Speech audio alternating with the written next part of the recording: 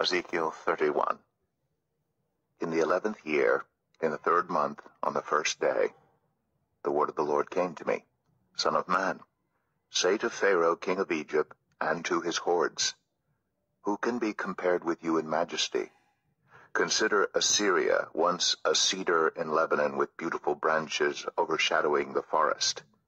It towered on high, its top above the thick foliage. The waters nourished it. Deep springs made it grow tall. Their streams flowed all around its base and sent their channels to all the trees of the field.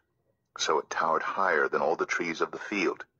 Its boughs increased, and its branches grew long, spreading because of abundant waters.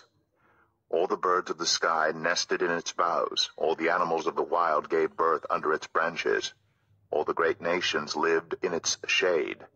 It was majestic in beauty with its spreading boughs, for its roots went down to abundant waters. The cedars in the garden of God could not rival it, nor could the junipers equal its boughs, nor could the plane trees compare with its branches.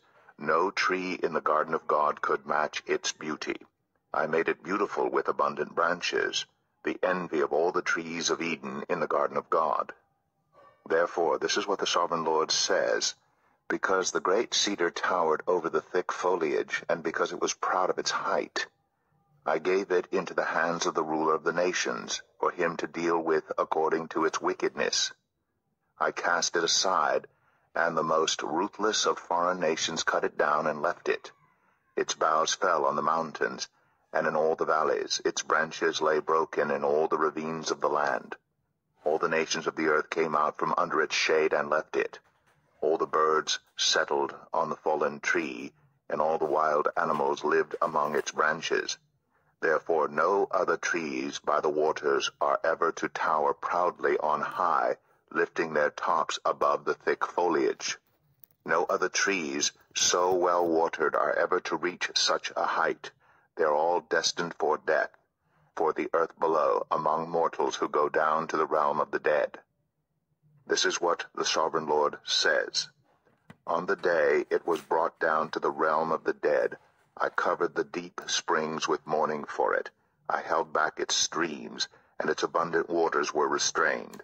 Because of it I clothed Lebanon with gloom, and all the trees of the field withered away. I made the nations tremble at the sound of its fall, when I brought it down to the realm of the dead, to be with those who go down to the pit. Then all the trees of Eden, the choicest and best of Lebanon, the well-watered trees, were consoled in the earth below.